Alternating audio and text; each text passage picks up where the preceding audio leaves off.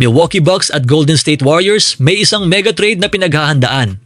Last 3 free agent na tinitingnan ng Warriors makatulong kaya sa roster. At Joe Lacob nagsalita na sa trade rumors tungkol kay Curry.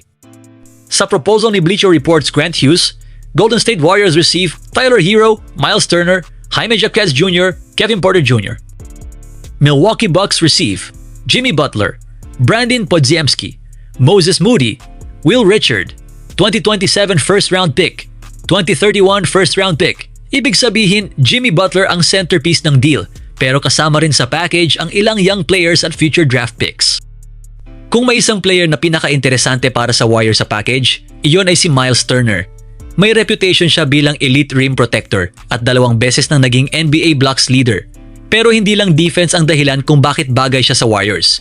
Marunong din siyang mag-shoot at napakahalaga niyan kapag katabi niya si Stephen Curry. Matagal ng problema ng Warriors ang front court consistency. Kung dumating si Turner, magkakaroon sila ng tunay na rim protector na pwedeng maging defensive anchor. At kapag healthy si Turner, pwede niyang protektahan ng rim habang si Draymond ay mas makapag-focus sa kanyang strengths. Help defense, plus switching, plus playmaking. Isa pang malaking addition si Tyler Hero.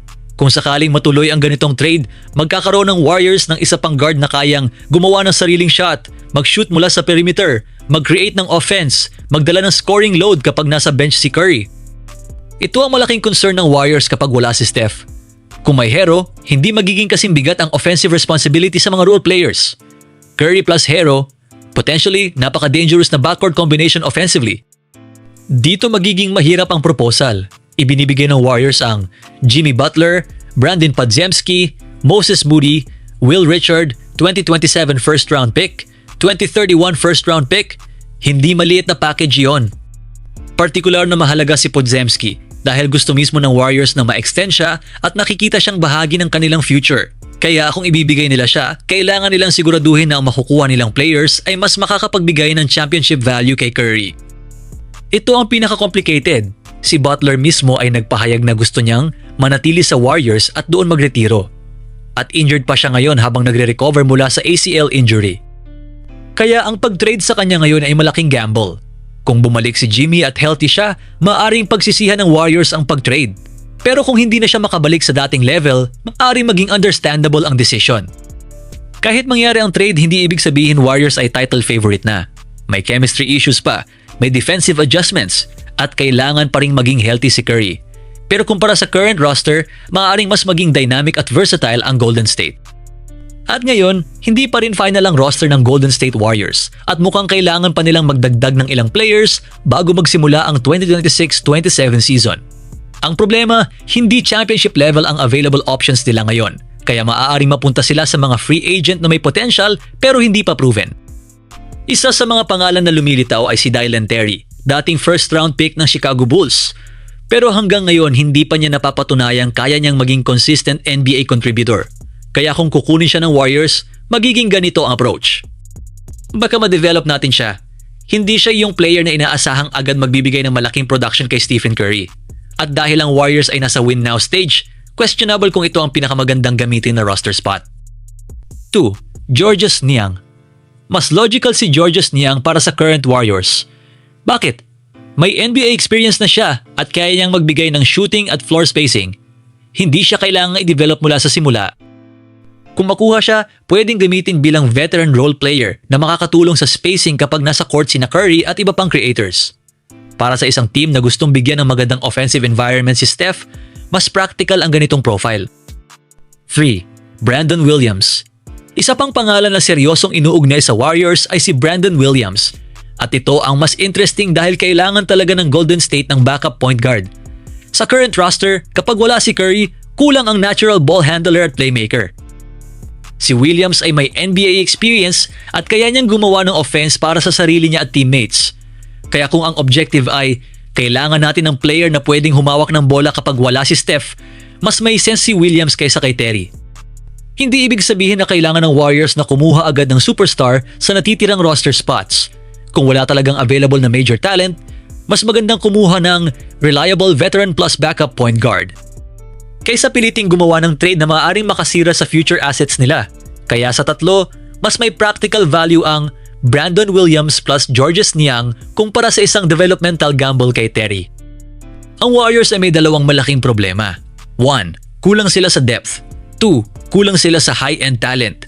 Hindi kayang lutasin ni Niang, Williams o Terry ang second problem.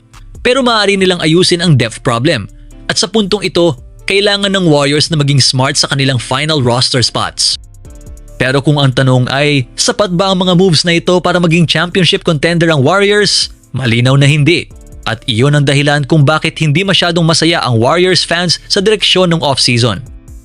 At ngayon, mukhang malinaw na ngayon ang posisyon ng Golden State Warriors tungkol sa future ni Stephen Curry. Parehong Joe Lacob at Mike Dunleavy Jr. ang nagpahayag na kumpiyansa silang tatapusin ni Steph ang kanyang career bilang Warrior.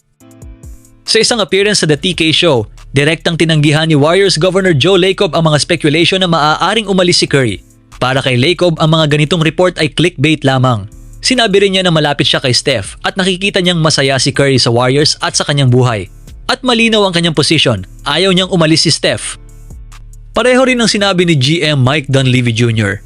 Ayon sa kanya, may dalawang bagay siyang kumpiyansang alam tungkol kay Curry. Una, gusto talaga ni Steph manalo. Pangalawa, gusto niyang tapusin ang kanyang career bilang Warrior. At para kay Dunleavy, hindi ito basta temporary feeling. Kahit simula ng season, kalagitnaan ng season, pagtatapos ng season, naniniwala siyang mananatili ang kagustuhan ni Curry na maging Warrior hanggang retirement. Mas lalong lumalakas ang possibility na manatili si Curry dahil magiging eligible siya para sa contract extension ngayong buwan.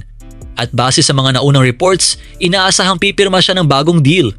Kung matuloy, magiging malaking confirmation yon na Steph Curry is staying in Golden State.